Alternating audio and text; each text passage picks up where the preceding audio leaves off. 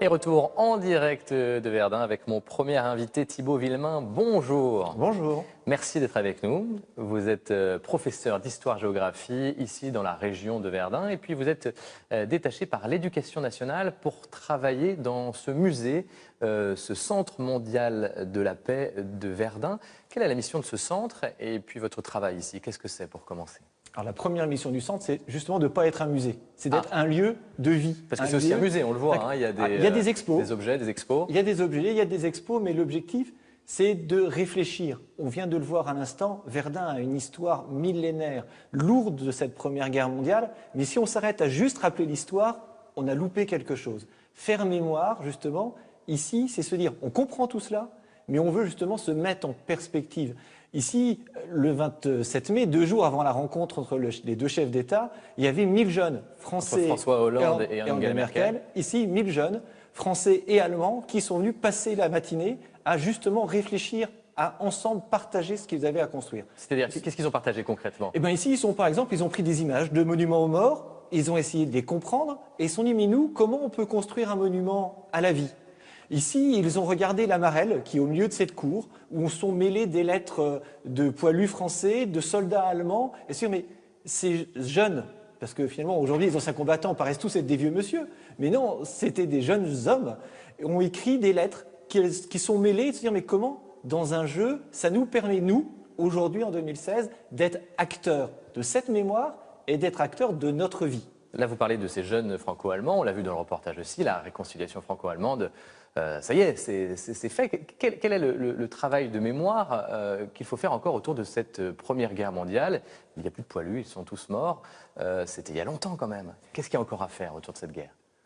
Déjà, il faut toujours la rappeler, toujours la comprendre pour Pourquoi agir. Parce que cette guerre, justement, on avait dit, il n'y a plus de souvenirs. Il y a longtemps. Et aujourd'hui, on pense que la guerre, elle est impossible, qu'elle se passe très loin éventuellement. Et pourtant, sur cette terre de Meuse, des familles, des villages ont été bouleversés.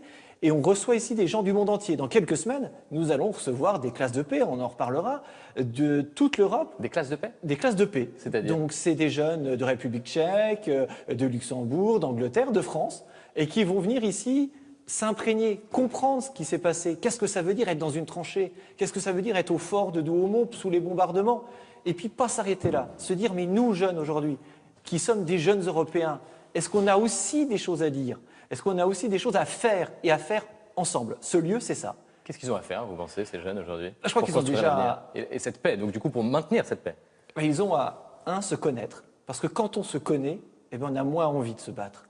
Et très souvent, on se bat contre celui qu'on ne connaît pas, y compris dans l'ignorance. Ils ont à se connaître. À se connaître et à dire, mais nous, ensemble, on peut construire nos études ensemble. On a ici des volontaires européens qui viennent porter cela. On peut ensemble construire des relations économiques, mais on peut ensemble aussi construire des pièces de théâtre. On peut chanter ensemble et peu à peu se dire, mais ça c'est notre vie quotidienne.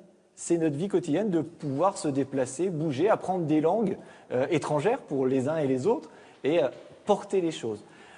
Ici, on a une exposition en ce moment sur les cadeaux que les chefs d'État sont échangés.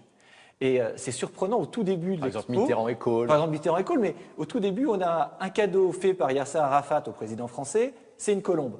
Et on a un cadeau fait par Isaac Rabin au président français, c'est une colombe. Les deux ont offert au président français le même symbole de paix. C'est pas mal. C'est pas mal. Ouais. Et l'expo s'ouvre là-dessus. Et c'est pour nous dire à ces jeunes, et à tout le monde, d'ailleurs aux adultes, comment nous on ressent ça, comment nous on réinterprète aussi le conflit israélo-palestinien à l'image de la Première Guerre mondiale. Donc en fait, faire mémoire, c'est pas s'arrêter sur le passé, et du coup, on s'arrête jamais de faire mémoire, si je vous comprends bien. Hein. On ne s'arrête jamais de faire mémoire, jamais, jamais. À partir de ce qui s'est construit, moi, ma grand-mère, jusqu'à sa mort, m'a toujours raconté qu'elle se souvenait que son père, quand elle avait 4 ans, ainsi que son oncle, sont partis mobilisés. Pour la Première Guerre mondiale. Pour la Première Guerre mondiale, en août 14. 3 semaines après, son oncle était mort. 1 mois et demi après, son père était mort. Toute sa vie, elle a vibré de cela. Mais elle en a vibré en disant « je ne veux pas que mon père soit mort pour reconstruire encore une guerre ». Elle a toujours voulu passer un message de paix. Eh bien, nous, ici, c'est ce que l'on veut dire. C'est pour ça que vous êtes, je comprends mieux, vous êtes intéressé de près à cette Première Guerre mondiale. Il y a une histoire familiale aussi. Ici, on est tous liés par une histoire familiale. À Verdun et dans la Verdun. région. Cette terre a été bouleversée dans ces familles. Il y a 9 villages aujourd'hui qui sont des villages détruits, avec des familles qui ont vu disparaître leur maison et une histoire qui se construit. On ne va pas ici chercher une vengeance.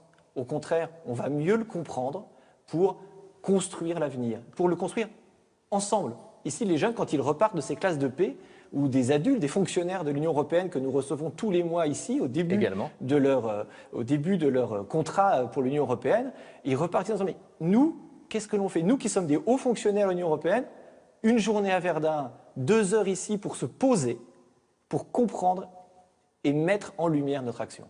Petite question, parce qu'en arrivant, moi c'est la première fois que je viens à Verdun, j'ai été surpris par ce tourisme mémoriel, des panneaux de partout qui rappellent la Grande Guerre, les poilus, des sites historiques à visiter. C'est pas un peu écrasant au quotidien?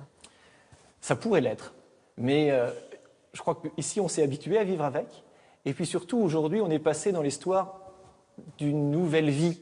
Il y a eu un grand festival culturel qui a eu lieu cet été à Verdun, qui a fait venir des compagnies de France entière, du théâtre de rue, et qui nous a permis de dire, allez, on ouvre cela, on ouvre ça. Ils sont morts ici pour qu'il y ait une nouvelle vie qui construise. Cette ville, elle vit, elle connaît son histoire, mais elle vit et elle avance. Et il faut venir à Verdun, c'est ce qu'on va rappeler à nos téléspectateurs. Merci Thibaut Villemain d'avoir été avec nous. Vous étiez mon premier invité. Avant de retrouver mon deuxième invité que vous connaissez, je vous propose de nous intéresser à une initiative que vous connaissez également peut-être. Elle a été lancée par l'Ordre national du mérite qui propose à des jeunes adolescents de venir ici à Verdun pour se former à l'histoire de la Première Guerre mondiale, pour devenir des ambassadeurs de mémoire. Alors des ambassadeurs de mémoire, qu'est-ce que c'est?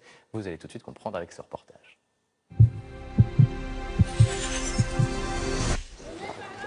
Dépêchez-vous, tout le monde par là. Je vous souhaite la bienvenue sur cette butte de Vauquois, au lieu de la guerre 14-18, vous vous en doutez. Ici, il y avait un village de 170 habitants. Ici, vous voyez, quand les habitants du village sont rentrés à la fin de la guerre, après l'exode, ils n'ont même pas retrouvé l'emplacement de leur maison. C'était un paysage lunaire. Donc vous voyez, ici, on fait partie intégrante de cette bataille de Verdun. Pas l'oublier. Ce groupe de 30 collégiens, accompagnés de leurs professeurs, est venu des 4 coins de France. Pendant 3 jours, ils découvrent les traces de la Grande Guerre. Ce matin, tout commence avec la découverte des champs de bataille et des galeries souterraines où, pendant un an, les soldats français et allemands ont combattu dans des conditions extrêmes. Et on sait qu'ici, en permanence, il y avait 4 médecins, vous voyez, ce qui veut dire beaucoup de problèmes sanitaires, beaucoup de blessés, beaucoup de malades. Puis c'était aussi ces médecins qui étaient responsables de l'hygiène. Vous vous doutez bien, quand on vit comme ça, très nombreux, entassés dans l'humidité, les maladies, les épidémies se passent très vite. Certains soldats allemands sont restés ici 28 jours sans se déchausser. Pour Sarah, 14 ans, cette expérience la touche particulièrement. Ma maman, mes grands-parents maternels sont d'origine bosniaque.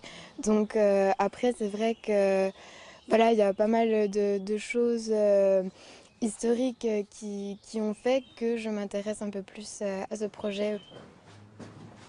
Quand on est sur les sites, à l'intérieur, on a vraiment le ressenti de la dureté des choses.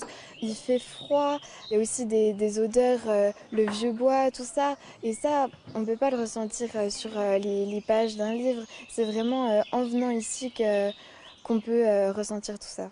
C'était vraiment incroyable de voir qu'ils ont vraiment vécu là, de voir vraiment leur propre histoire et tout, c'était incroyable. Franchement, Fort de ces expériences à Verdun, Sarah et ses 2 autres camarades du Doubs vont devenir des ambassadeurs de la mémoire, en transmettant à leur retour dans leur collège le fruit de ces visites à travers des exposés et des diaporamas.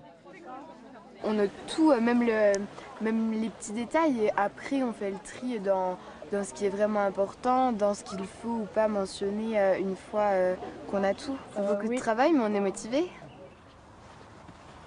Mais il n'y a pas que les visites, les gestes symboliques participent aussi de leur mission. C'est vivre l'histoire, c'est plus la prendre, c'est la vivre et toucher du doigt, si j'ose dire ça comme ça, toucher du doigt l'histoire. Le but de la manœuvre, c'est de sensibiliser les jeunes à travers le devoir de mémoire, bien sûr, mais aussi de les obliger un petit peu à produire quelque chose. 100 ans après la Grande Guerre, les témoins ont disparu. Désormais, c'est aux jeunes de faire mémoire en partageant leurs émotions. Et on poursuit notre découverte ou redécouverte de ce premier conflit mondial à l'occasion de la commémoration du 100e anniversaire de la bataille de Verdun. Ici, je vous rappelle que nous sommes au Centre mondial de la paix avec mon deuxième invité, Ludovic Fraisse. Bonjour. Bonjour. Merci d'être avec nous. Vous avez fondé une association, Rue de la Mémoire. Quelle est la mission de cette association ? C'est une association qui se définit comme un laboratoire pédagogique, c'est-à-dire qui réfléchit aux outils qui vont permettre justement de transmettre l'histoire et la mémoire de façon vivante et de mettre cette histoire et cette mémoire au service vraiment d'une formation citoyenne. Auprès des jeunes, notamment. Auprès des jeunes, notamment, auprès d'un public adulte, mais c'est vrai qu'on est plutôt sur un public adolescent, parce que c'est une période où, justement, on s'éveille à une certaine conscience politique qui peut passer, justement, par l'histoire. Alors, je précise qu'ici, on parle beaucoup de la Première Guerre mondiale depuis le début de la matinée, c'est le thème, mais vous n'êtes pas un spécialiste de la Première Guerre mondiale. Vous pouvez aller sur tout type de conflit, de traumatisme collectif. Et d'ailleurs, la mémoire ne se limite pas non plus au traumatisme collectif. C'est vrai que la mémoire officielle, on revient essentiellement sur les guerres, sur les génocides.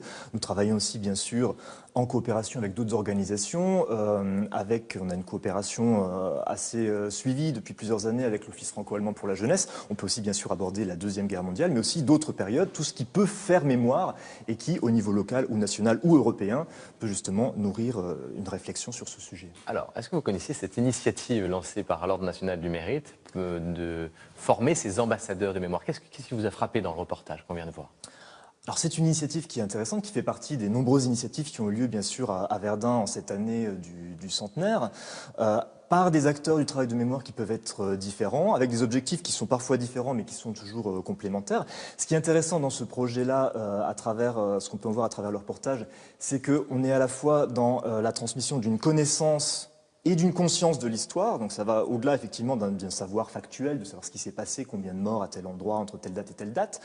On cherche aussi à faire vivre une expérience, et c'est vrai que c'est quelque chose dont ils se souviendront et qu'ils pourront porter. C'est ça en fait, vivre une expérience, c'est ça qui frappe les jeunes, hein. C'est comme ça qu'on arrive à les capter leur attention. Oui, tout à fait. Alors ça permet une première appropriation, après c'est une étape, puisque une fois qu'on a pris la mesure de la tragédie, qu'on a cette connaissance et cette conscience, se pose la question, qu'est-ce qu'on en fait? En quoi ça nous aide à nous positionner en tant que citoyens du XXIe siècle? Donc après, il faut mettre ce constat au service d'une réflexion critique où les jeunes sont aussi amenés à échanger, à confronter leurs idées, leurs représentations, parce que la citoyenneté, ça passe aussi et par ça et pas uniquement par un savoir ou par le temps de la commémoration qui est différent du temps de la pédagogie. Est-ce que c'est facile de capter l'attention des jeunes, de leur faire entrer, en tout cas de les aider à effectuer ce travail de mémoire? On les voit, les jeunes aujourd'hui, enfin, ce ne sont pas les seuls, hein, mais ils sont pas mal sur leur téléphone portable, c'est un peu l'immédiateté, on est sur Twitter, Facebook, ça va vite. Est-ce que c'est facile de leur faire prendre un peu de recul et se plonger dans une période historique?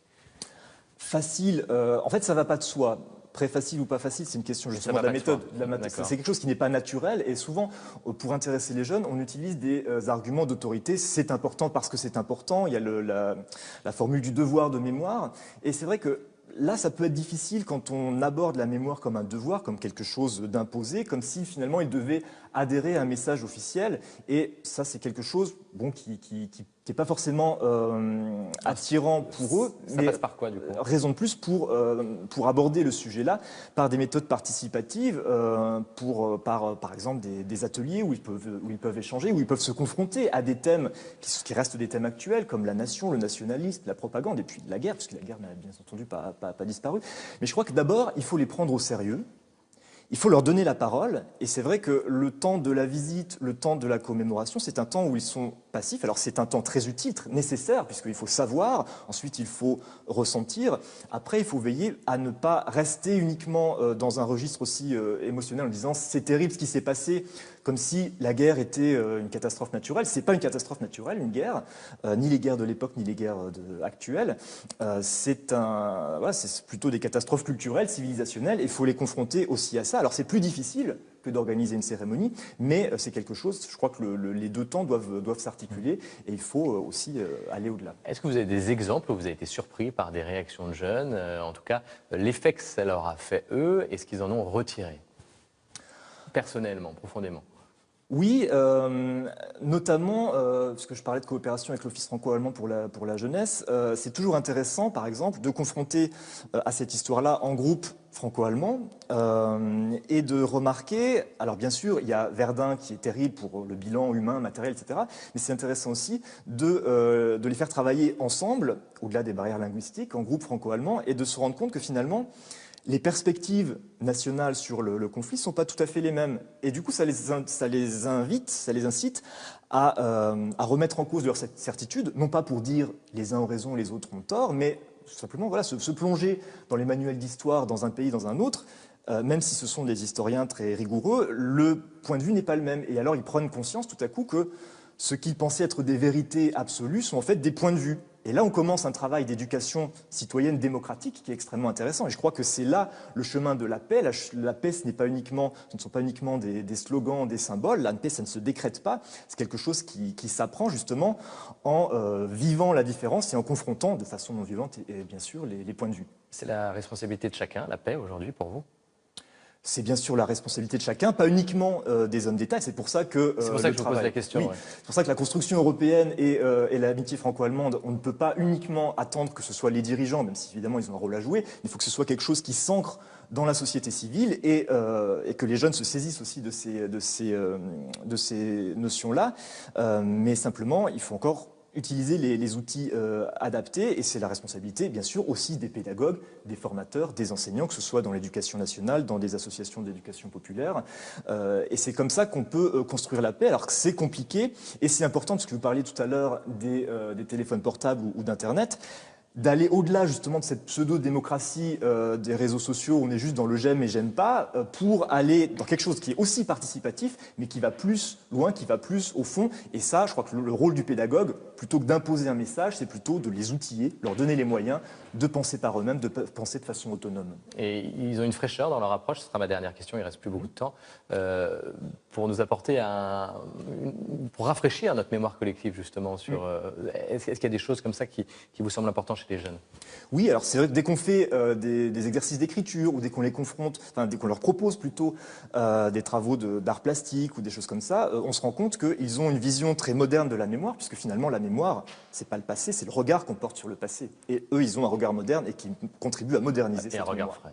Un regard frais. Merci Thibaut, merci d'avoir été avec nous ce matin. Et puis la paix, bien sûr, c'est le travail de chacun. C'est peut-être pas si naturel que ça que de vivre en paix. On a beaucoup de chance, en tout cas, en Europe aujourd'hui. Merci au Centre mondial de la paix de nous avoir prêté leurs locaux aussi, alors que aujourd'hui, ce sont les journées européennes du patrimoine. Et puis, pour en savoir plus sur la Grande Guerre, je vous conseille d'aller sur notre nouveau site internet. Vous y découvrirez des archives passionnantes et des initiatives pour être acteur de la mémoire. Dimanche prochain, la messe sera célébrée en Belgique, à Wavre. Et puis, juste après, nous rencontrerons un écrivain, Éric Emmanuel Schmitt. D'ici là, je vous souhaite de passer un très beau dimanche et une très belle semaine à tous.